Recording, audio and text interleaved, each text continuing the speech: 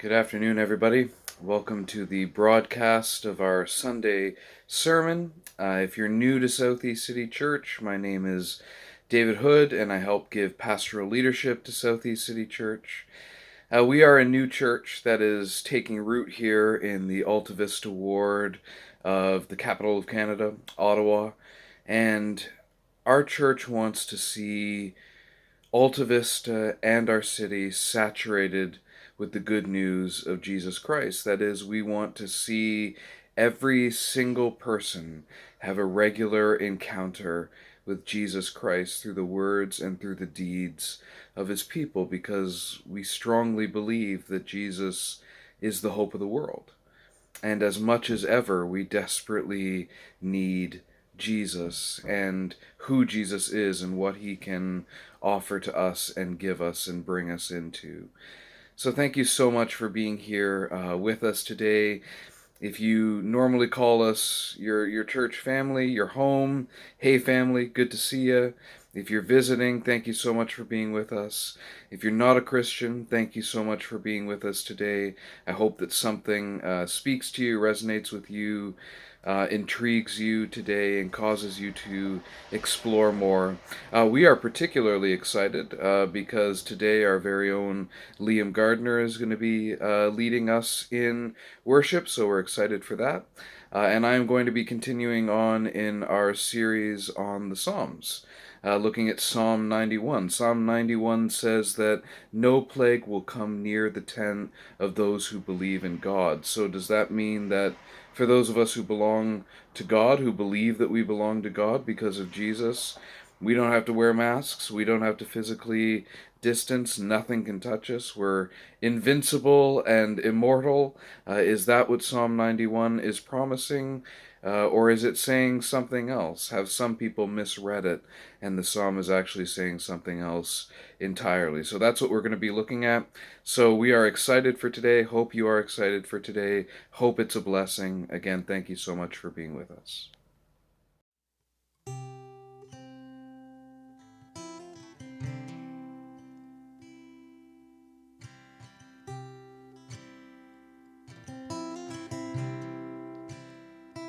How great the chasm that lay between us, how high the mountain I could not climb. In desperation I turned to heaven and spoke your name into the night. Then through the darkness, your loving kindness tore through the shadows of my soul. The work is finished, the end is written. Jesus Christ, my living hope.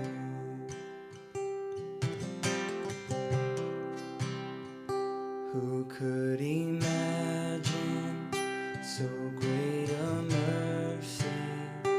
What heart could fathom such boundless grace? The God of ages stepped down from glory to wear my sin and bear my shame. The cross has spoken, I am forgiven. The King of Kings calls me his own. Beautiful Savior, I'm yours forever. Jesus Christ, my living hope. And hallelujah, praise the one who set me free. Hallelujah, death has lost its grip on me. You have broken every chain. There's salvation in your name, Jesus Christ, my living hope. And hallelujah,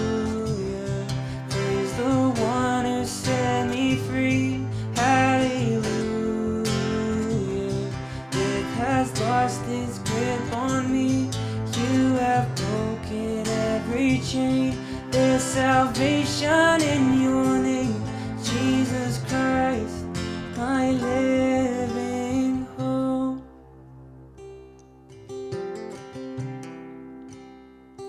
Then came the morning that sealed the promise. Your buried body began to breathe. Out of the silence, the roaring lion declared the grave has no claim on me. Then came the morning that sealed the promise. Your buried body began to breathe. Out of the silence, the roaring lion declared the grave has no claim on me. Jesus, yours is the victory.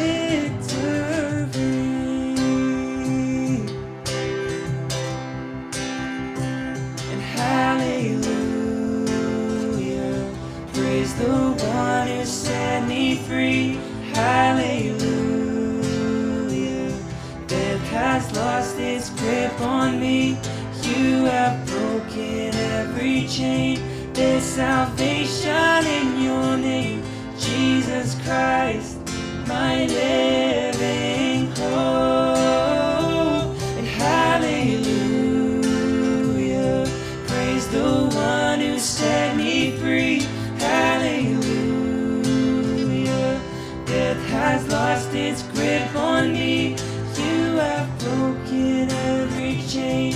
There's salvation in your name, Jesus Christ, my living hope. Jesus Christ, my living hope. God, you are my living hope.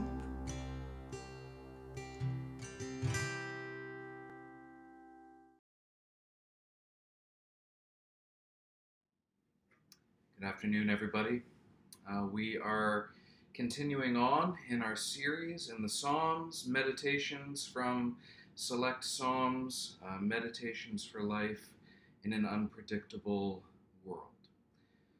Life feels pretty unpredictable right now, and so we want to ground ourselves in what God has to say about Himself, about us, about our world. And tonight we're going to be looking at Psalm 91. Psalm 91. Not nearly as familiar a psalm as Psalm 23 or as Psalm chapter 1, but it's actually a psalm that you've probably heard quoted several times during this pandemic. It's been a popular psalm for these pandemic times, and we're gonna look at what the psalm actually says and whether people are applying it rightly to their lives and how we actually can apply it to our lives. So Psalm 91 and verse 1. The one who lives under the protection of the Most High dwells in the shadow of the Almighty. I will say to the Lord, my refuge and my fortress, my God in whom I trust. He himself will deliver you from the hunter's net, from the destructive plague. He will cover you with his feathers. You will take refuge under his wings. His faithfulness will be a protective shield. You will not fear the terror of the night, the arrow that flies by day, the plague that stalks in darkness, or the pestilence that ravages at noon. Though 1,000 fall at your side and 10,000 at your right hand, the pestilence will not reach you. You will only see it with your eyes and witness the punishment of the wicked. Because you have made the Lord my refuge, the Most High your dwelling place, no harm will come to you. No plague will come near your tent, for he will give his angels orders concerning you to protect you in all your ways. They will support you with their hands so that you will not strike your foot against a stone. You will tread on the lion and the cobra, you will trample the young lion and the serpent. Because he is lovingly devoted to me, I will deliver him. I will protect him because he knows my name. When he calls out to me, I will answer him. I will be with him in trouble. I will rescue him and give him honor. I will satisfy him with a long life and show him my salvation. Let's pray before we get into this psalm together. God, thank you so much for this chance to be together in this way. And God, I pray that you would bless our time together, that you would speak to us, that you would reveal yourself and your truth to us. God, whatever we need this afternoon, if we need to be challenged, convicted, corrected, encouraged, helped, guided, instructed, whatever it is we need, God, any or all of those things, I pray that you would do your perfect work in our life. So God, thank you again for the chance to be in your presence as a family. Bless our time. May everything that's said be good and right and true, and may it be helpful for your people. In Jesus' name, amen. Psalm 91, verse 1 is a bit strange. Verse 1 is a bit strange of this psalm. It almost reads like it's saying, the one who lives under God's protection lives under God's protection. Kind of sounds like a Dwight Schrute factual statement. It's factual, it's accurate, it's true, but it's not overly poetic, right? It's not poetic like the Psalms normally are, and I feel like something is being missed in translation there. What I think the essence of what's being said there is that the one who lives under God's protection feels protected, feels safe, like actually protected, actually safe, actually secure. And then the psalmist goes on to explain why. If you live under the protection of God, he will deliver you from the hunter's net. He'll deliver you from destructive plagues. You won't fear the terror of the night, the arrow that flies by day, the plague that stalks in the darkness, or the pestilence that ravages at noon. Pestilence isn't really a word that we use very often anymore, and pestilence simply means a contagious or infectious epidemic disease that is virulent and devastating. So very similar to a plague, a pandemic, an epidemic. You don't need to fear the pestilence that ravages at noon. It says the pestilence will not reach you. You will see the pestilence kill thousands, but it won't kill you. No harm will come to you. No plague will come near your tent. You won't strike your foot against a stone. You'll tread on the lion and the cobra. The ravaging lion and the poisonous snake will have absolutely no power over you. You'll trample them into the ground, and you will live a long, satisfied life. So the psalmist says, if you're under God's protection, this is your reality. This is how you're going to experience life. And the response is, wow, that's incredible. That's amazing. That's a sweet deal. Who wants Jesus? Who wants Jesus, right? If I went to a street corner and I preached that if you have Jesus, this is what your life is going to look like, I think most people would put up their hands and say, okay, I'll at least try Jesus. This is quite something. These are incredible statements that are being made about God. But here's the problem. If you take this psalm at face value, if you just lift it off the page and take the words as they are, this psalm isn't accurate. It isn't true. Many Christians throughout history have been killed by plagues and pestilences. They've been killed by poisonous snakes. They've been killed by ravaging lions, right? If you know anything about history, you know that in the Roman Empire, Christians in the Colosseum were fed to ravaging lions. They weren't delivered from the mouths of those lions. Christians get sick and die. They die at the hands of their persecutors. They die in wars, like a lot of other people. They die in random acts of violence and terrorism, like a lot of people. They die in natural disasters and accidents, the way that a lot of people do. Christians are robbed and Christians are murdered. Christians in this season have died of COVID-19. The plague did come near their tent. Harm did come near them.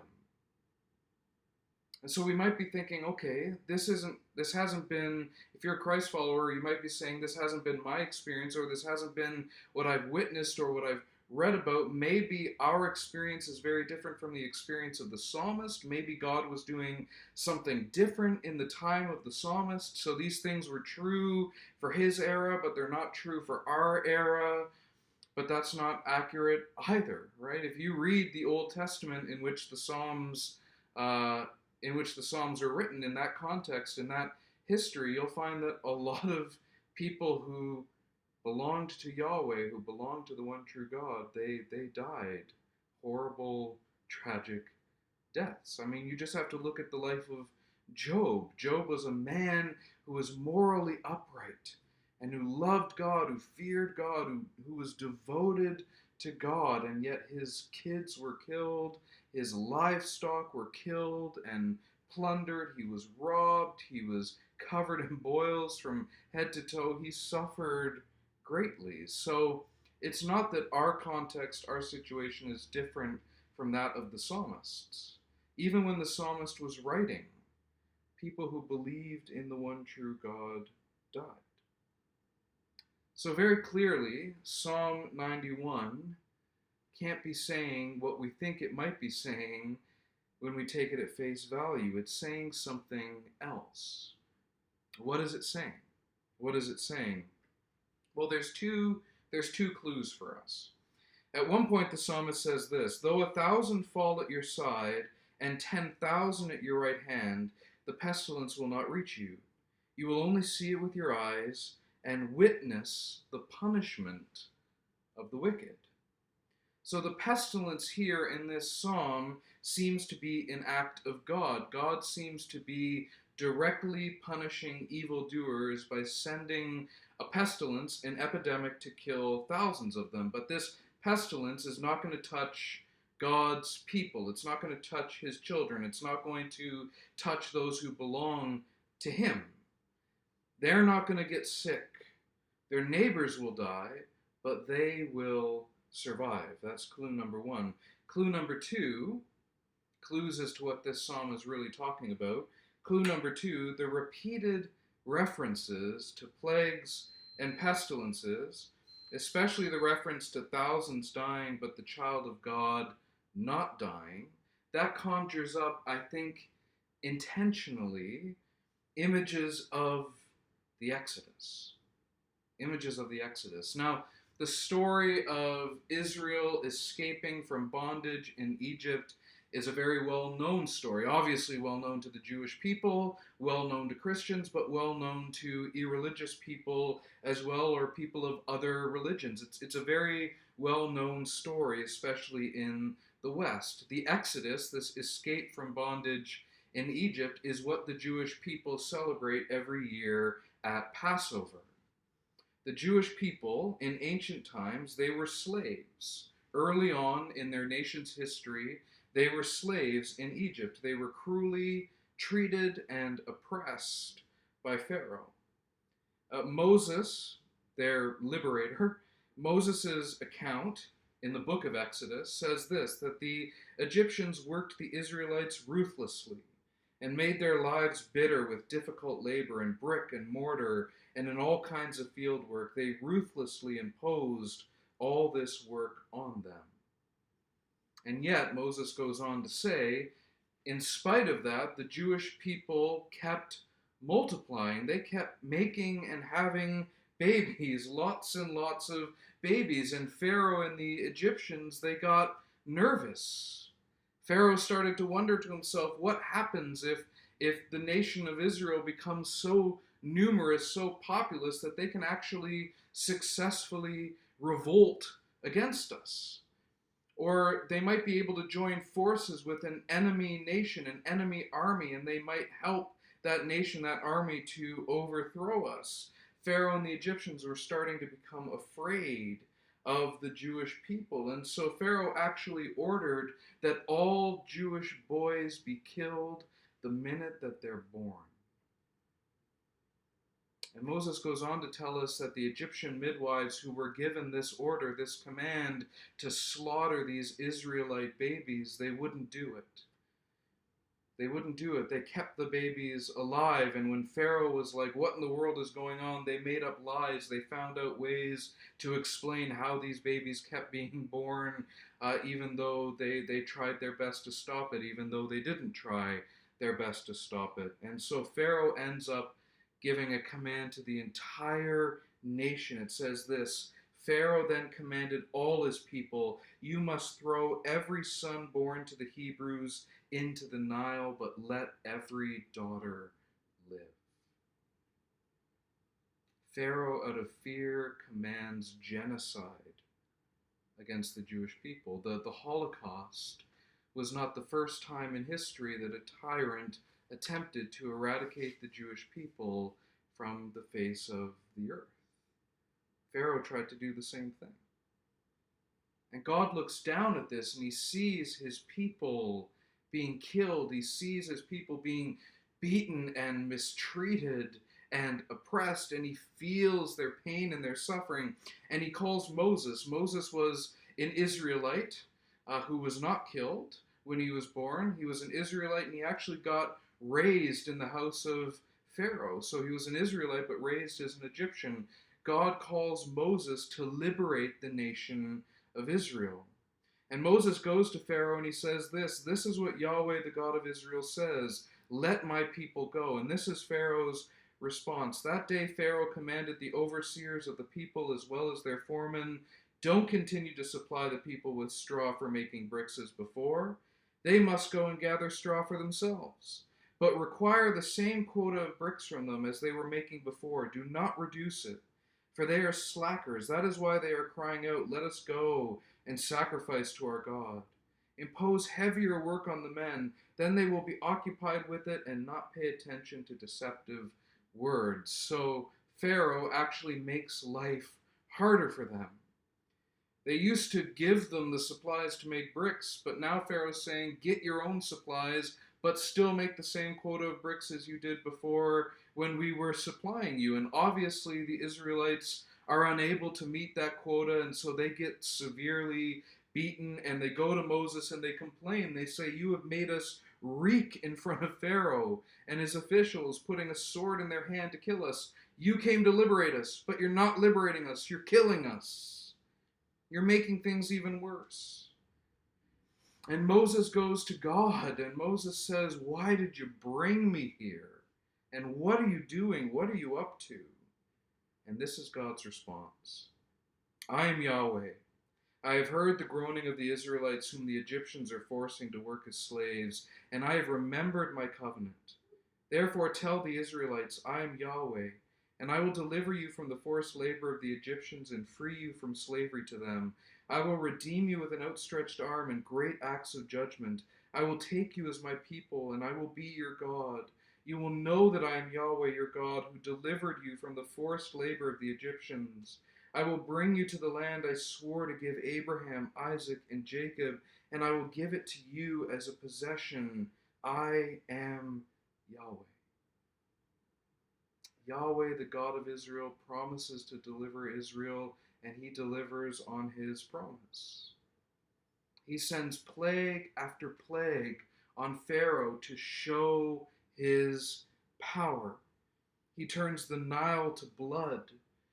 He sends swarms of frogs, gnats, and flies. He kills all the livestock. He causes every person and animal to break out into festering boils. He rains hail down on them, the worst hail that Egypt had ever seen. He sends swarms of locusts that consume all of the crops that had not previously been destroyed by the hail. He covers the land in deep darkness for days. People can't even see their hand in front of their face, and they're rendered immobile. They can't go anywhere or do anything for days. And yet throughout all of this, as God is raining plague after plague after plague down on Egypt, in the midst of all of this, his people are spared.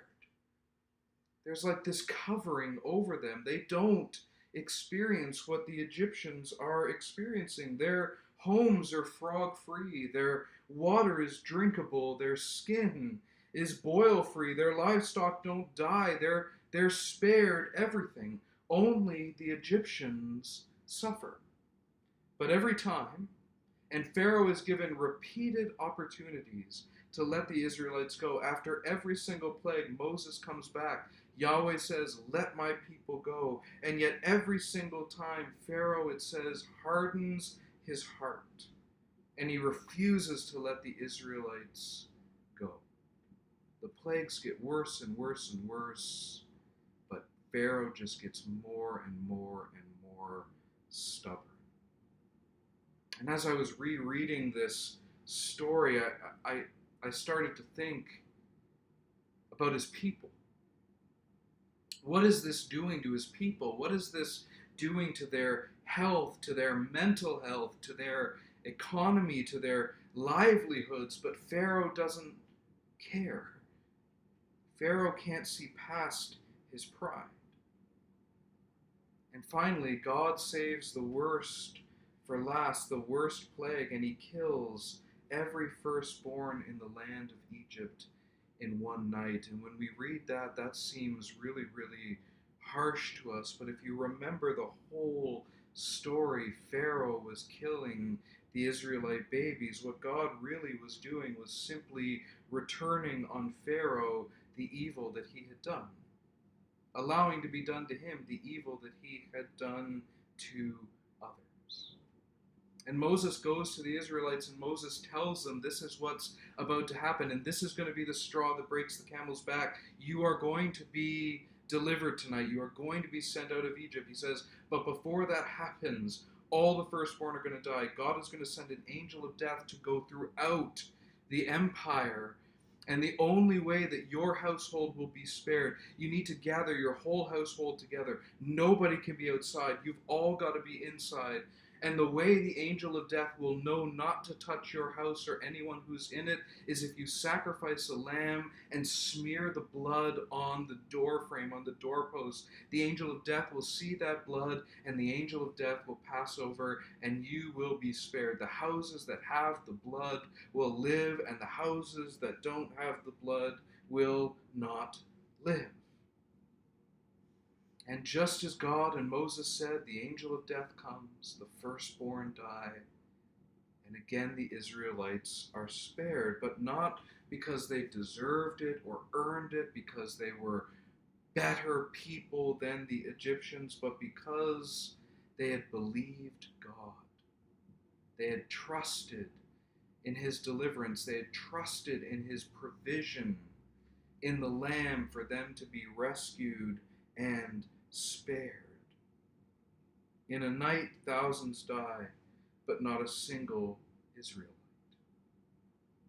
The story goes on, and I've only given you even snippets up until now, but the point is this: when God was directly judging the wickedness, the enslaving, racist, dehumanizing, genocidal cruelty of the Egyptians, when he was judging their wickedness, the Israelites were spared because they believed God and because they were his people and they belonged to him. As thousands of Egyptians died, the Israelites survived untouched and unharmed. And this story, this experience, this pivotal moment in Israel's history is what I believe the psalmist is referencing back to in Psalm 91. The psalmist is not teaching that God's people will literally survive every attempt on their life, every sickness, every pandemic, every accident, every disaster. But rather, what the psalmist is teaching is that when God punishes the wicked, his people, those who belong to him, will be spared, just as the Israelites were spared the pestilences and plagues that God sent against Egypt. And interestingly, elsewhere in the Bible, the lion and the serpent are both metaphors for the devil. Peter, an early follower of Jesus, says this in his letter to the churches in Turkey. He says, be serious, 1 Peter 5:8, be serious, be alert. Your adversary, the devil, is prowling around like what? A roaring lion, looking for anyone he can devour.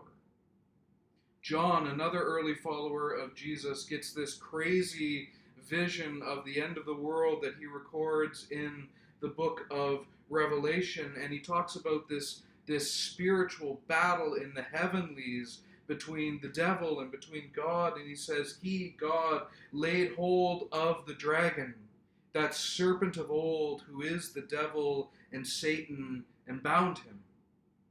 In other words, take all of this together. The one who believes God, the one who belongs to God, will escape God's rightful judgment of the wicked, and they will triumph over the devil and his demons and hell and all of the powers and forces of darkness, and they will be satisfied with long life, literally eternal life. They will live forever with God. They will overcome God's judgment of the wicked. They will overcome all the powers of evil and darkness, and they will live with God forever in paradise. That's what I think this psalm is saying. The one who belongs to God, who's protected by God, escapes the judgment of the wicked, escapes the powers of darkness, and lives a satisfied, long, eternal life with God for forever. So the question that you might have at this point is, well, what does it mean to believe God, and who belongs to him? The fact that I have to state those who belong to him implies that there are those who do not belong to him. And the very fact that there are people being spared while others are being judged tells us that there are two people. Right? There are people that are judged. There's the wicked, and then there's those that belong to God that are delivered and that are spared. So how do you know if you belong? And if you don't belong, how do you belong? How do you believe God? What's there to believe in? Paul, another early follower of Jesus, he writes this incredible letter on how to belong to the church in Rome. The letter is rightly called Romans. And in Romans chapter 3, he actually quotes from several different Psalms to basically make the point that we're all wicked. We're all wicked. All right, we might be reading this and thinking, oh yeah, I know wicked people that I'm excited are someday going to get punished and judged because they're so bad and they're so wicked. And Paul says, actually, all of us are wicked. Paul specifically says we've all fallen short of who God made us to be. We've all fallen short of who we were created to be. We've fallen short of what we were supposed to live into, what God made us for, to love him and to love others. We've fallen short of that. We haven't loved him and we haven't loved others. In many ways, we're all little pharaohs. The evil inside of us has not had the chance to manifest itself as dramatically as it did in the life of Pharaoh, but a lot of what was in Pharaoh's heart that manifested itself so dramatically in the story of the Exodus, a lot of that is in us and manifests itself frequently in less dramatic ways every single day. Pharaoh's pride against God. We have that.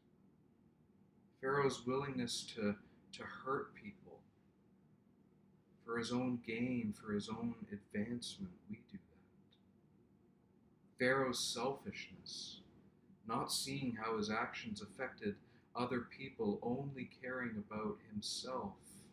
We wrestle with that. I'm not saying we're proud and arrogant and self-righteous and selfish every single moment of every single day, but we do these things.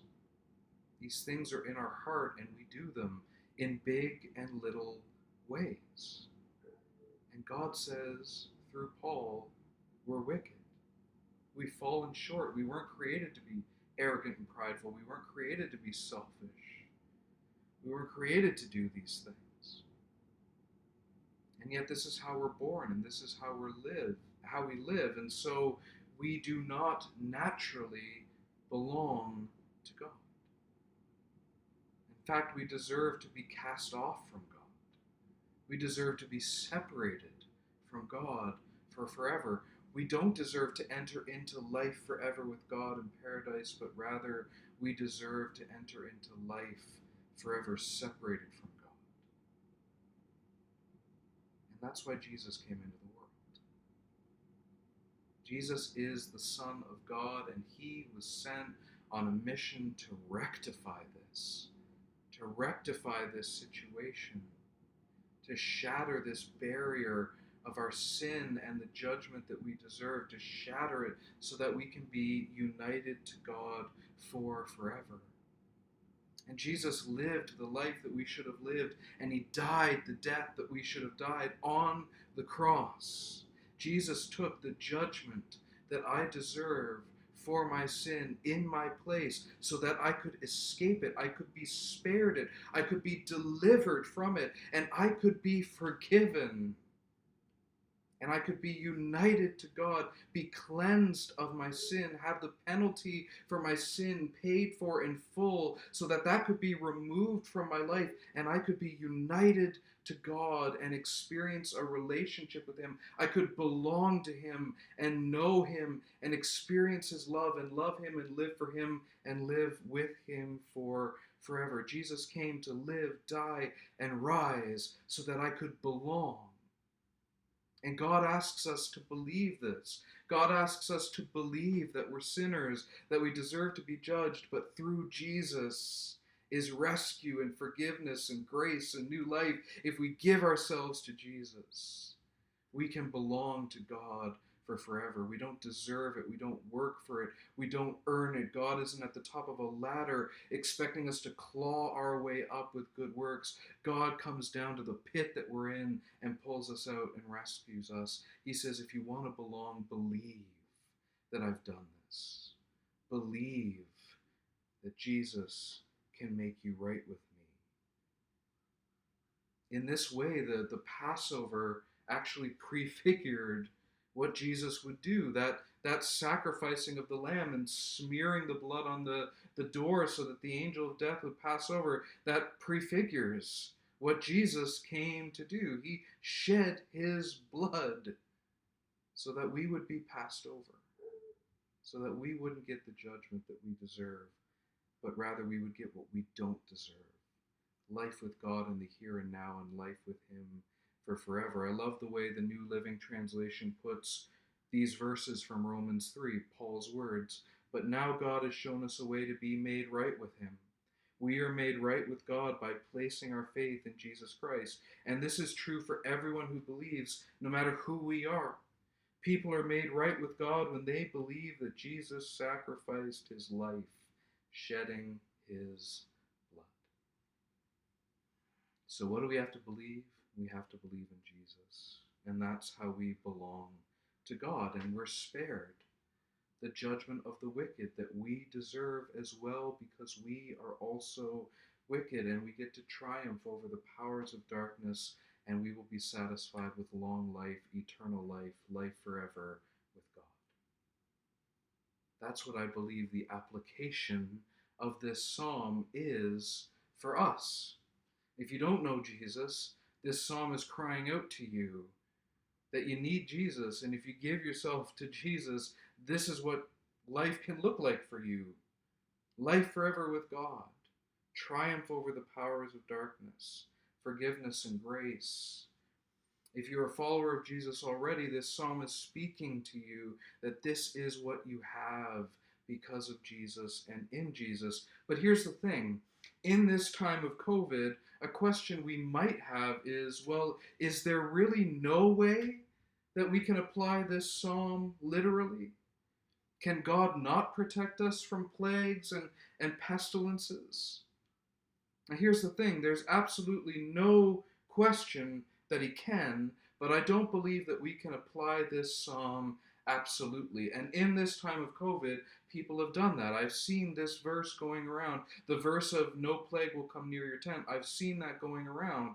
I've seen Christians posting that as a reason to not social distance or physically distance and not wear masks and to not follow all of the restrictions and regulations. We don't need to do any of these things, and we can gather in buildings because as believers, no plague will ever come near our tent. But is that the application of the psalm? No.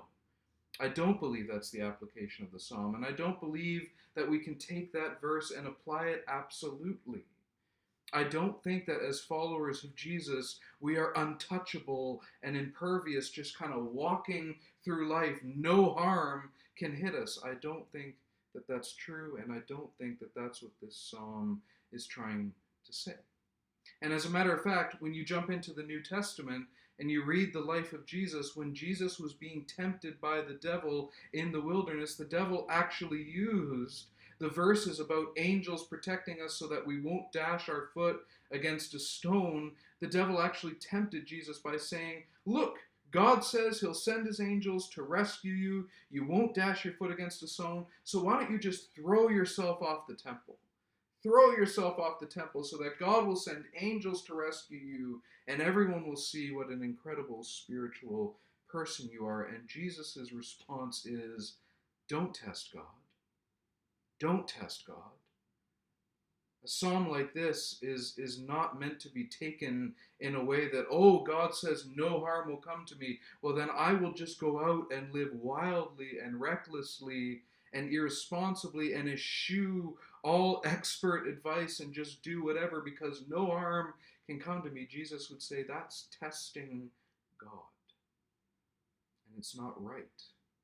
And that's not what the application of this psalm is meant to be. As Christians, we're not untouchable and we're not impervious. Can God protect us?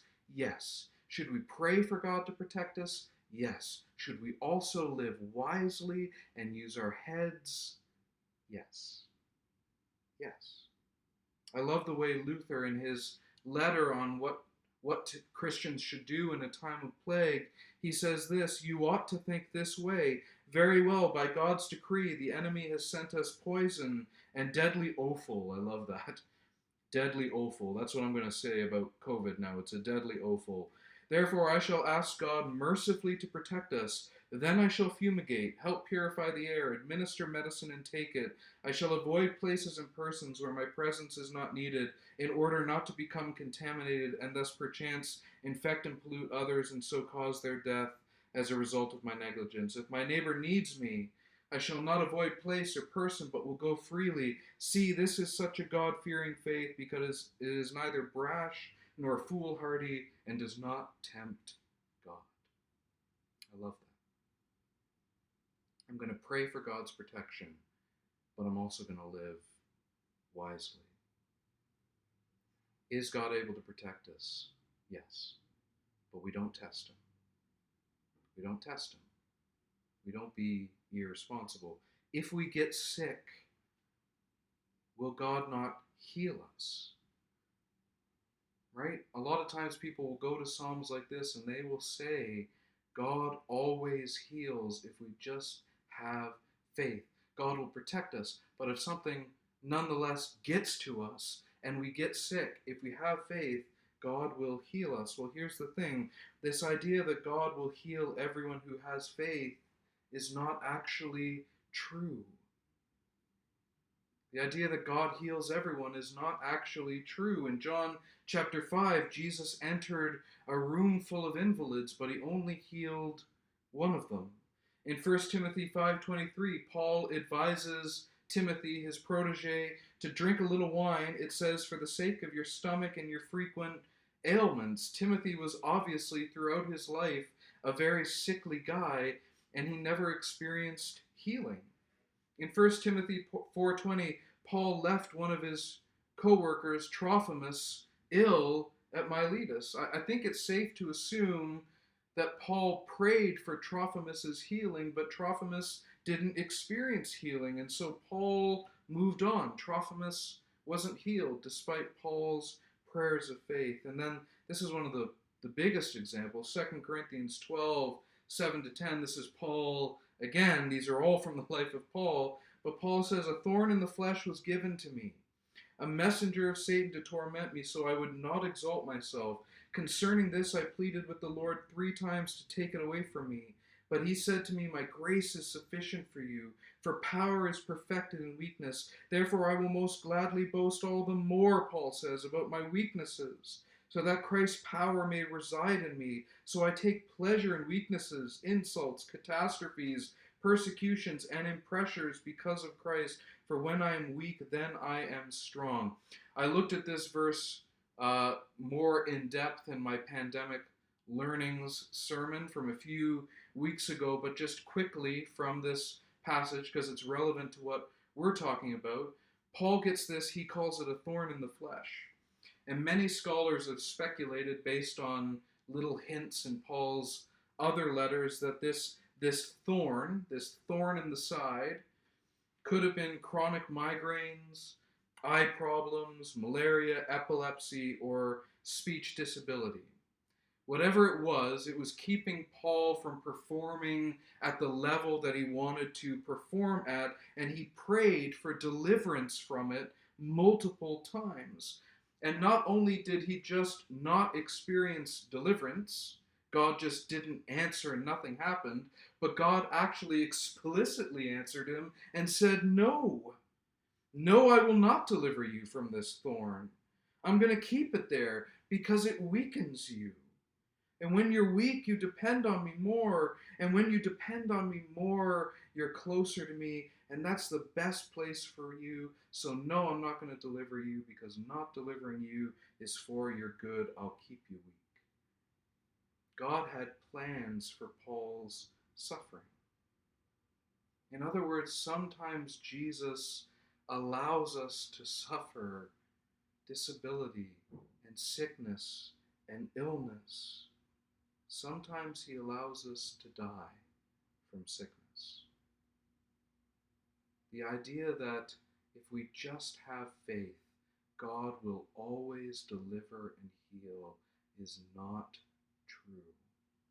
It isn't biblical. It isn't found in the stories of Jesus' followers. It isn't found in their lives. Do we think that Paul didn't pray with enough faith? Paul was overflowing with faith. Of course he prayed with faith, and God still said no. However, healing does happen. It does happen.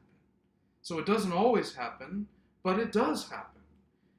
Jesus, of course, if you read his life, if you read his earthly ministry, he healed many people. The disciples, they healed many people. We're actually, as Christians, exhorted to pray for healing. As a leader, I'm exhorted to pray for healing in the lives of my people, the people in my local church. James, another early follower of Jesus, in his letter, James 5:14-15, he says, "Is anyone among you sick?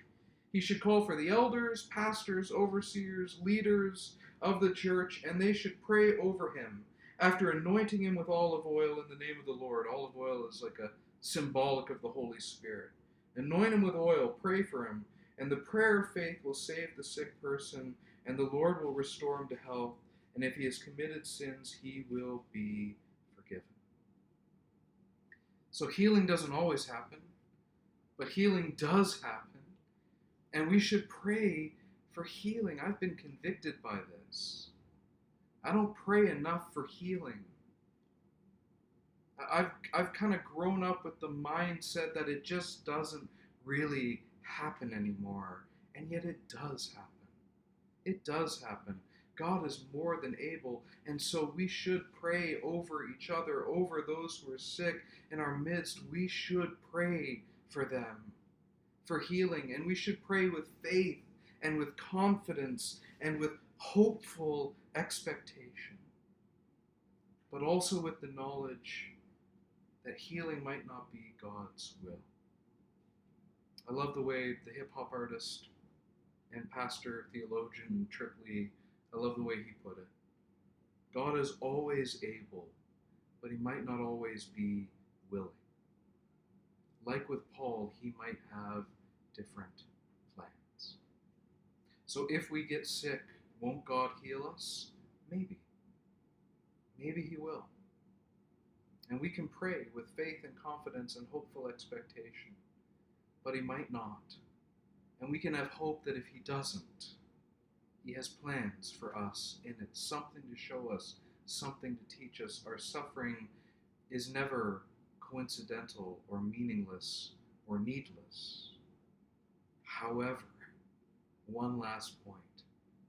We can know that Jesus will someday eradicate all sickness and death. Jesus, after he rose from the dead, went back up into heaven, and he promises he will come back someday to finish what he started. He will come back and he will vanquish all evil and all of the effects of our evil from the earth. And that includes death, and that includes sickness. He will rid the earth of cancer and heart disease and disability and mental illness and viruses like COVID-19. We will experience full and perfect healing.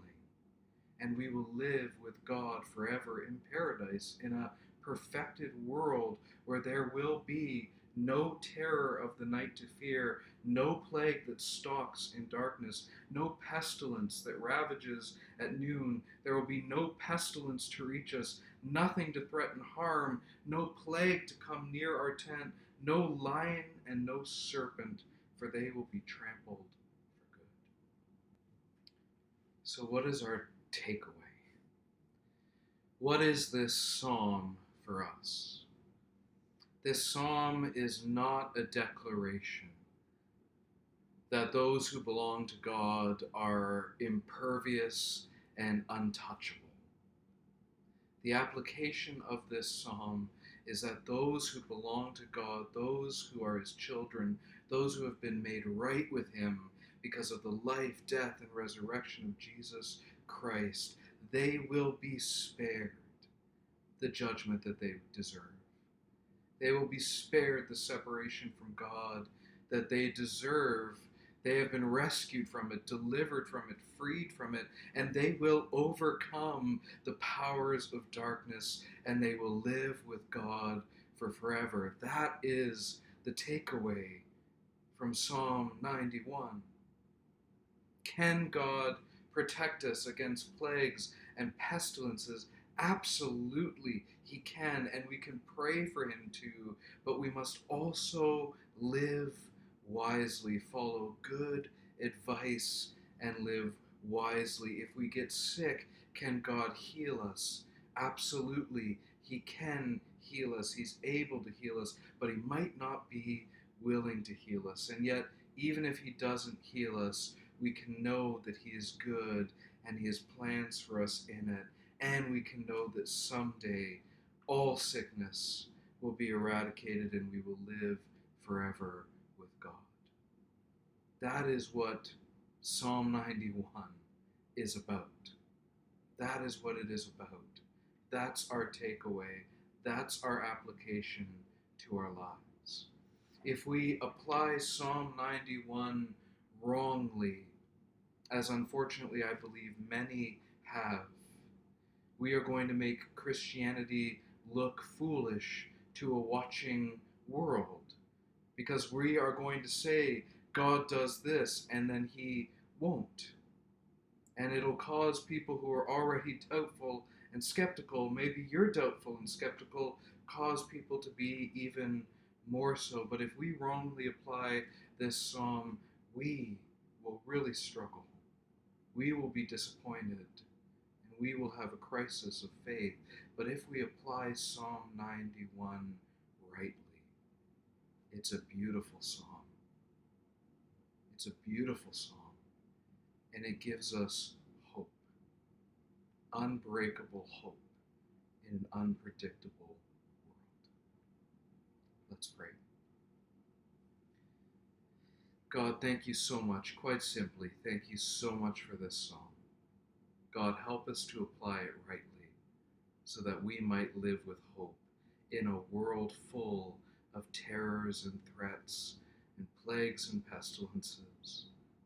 Help us to apply this rightly so that we can have hope. God, may everyone find their hope in you. Pray these things in Jesus' name.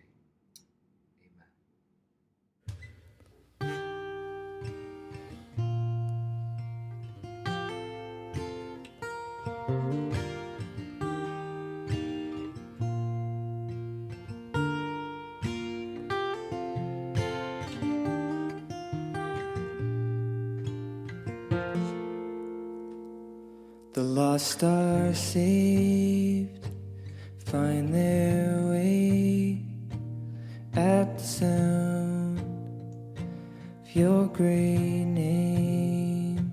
All condemned, feel no shame at the sound of your great name.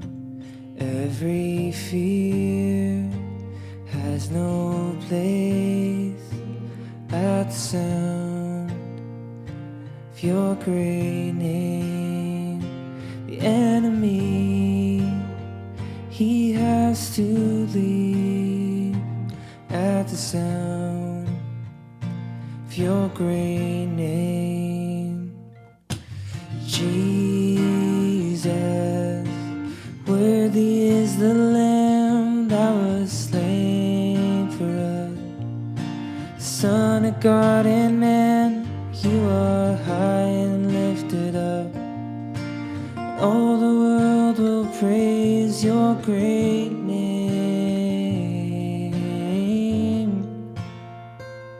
All the weak find their strength at the sound of your great name.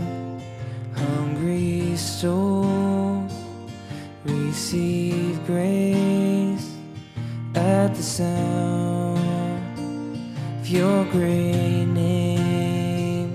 The fatherless, they find their rest at the sound of your great name. The sick are healed, dead are raised at the sound of your great name. Jesus, worthy is the Lamb that was slain for us. Son of God and man, you are high and lifted up, and all the world will praise your great name. Your great name.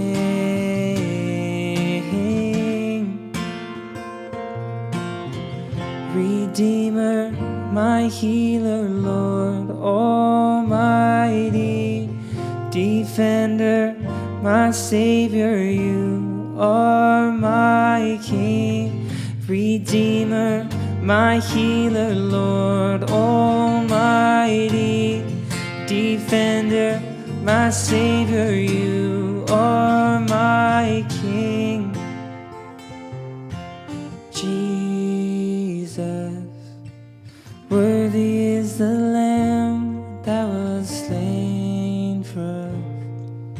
Son of God and man, you are high and lifted up, and all the world will praise your great name. Your great name.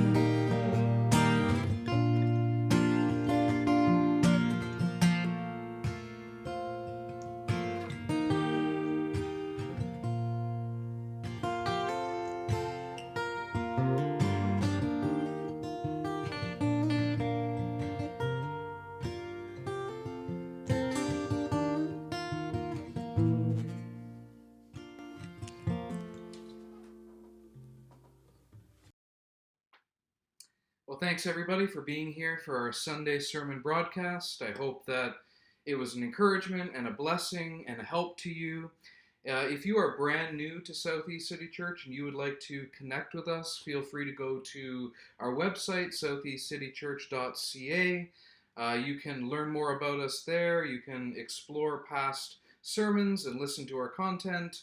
And you can also connect with us. We have a contact page. So just go there. There's a connect form, fill it out, submit it, and we will follow up with you as soon as we can. If you are brand new to Christianity or you're exploring Christianity, you're not sure about Jesus, but you're intrigued by him and you're wanting to learn more, please feel free to go to our Exploring Faith page on our website. We've got tons of great content there. Some of it's our own content, some of it is content from sources that we trust.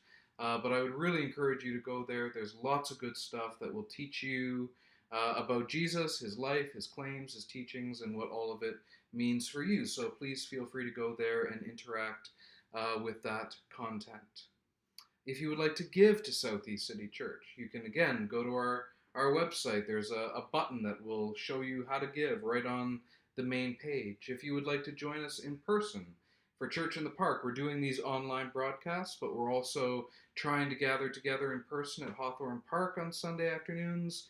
So if you would like to join us for an in-person park service, just again go to our website, click on RSVP for Church in the Park, and it will take you to a page that will take you through our protocols, tell you what to bring and what to expect, and you can register and RSVP for an in-person service there. If you want to keep on top of what Southeast City Church is doing, you can ask to receive our weekly e-newsletter that goes out every week on Wednesdays. It's expertly, beautifully crafted and put together by Rachel Houle. So you can email Rachel Houle, HOULE, southeastcitychurch@gmail.com. You can ask her to receive the newsletter if you don't already, and it will tell you everything that's coming up and times and locations, and it will also send you the links to all of the things we do midweek online. We do a lot midweek online.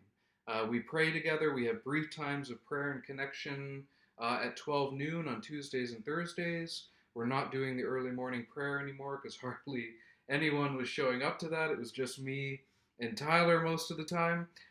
So we're not doing that anymore, but feel free to take your lunch break with us from 12 to 12:30 and join us for an extended time of prayer this Wednesday at 7:30 as well. Please feel free to join us for those. If you can't, hopefully we'll see you next Sunday either here or at the park, or we'll see you sometime. Hope everything is going well. Love you guys, miss you guys, praying for you guys. Hope you have a great Sunday and a great rest of the week. God bless.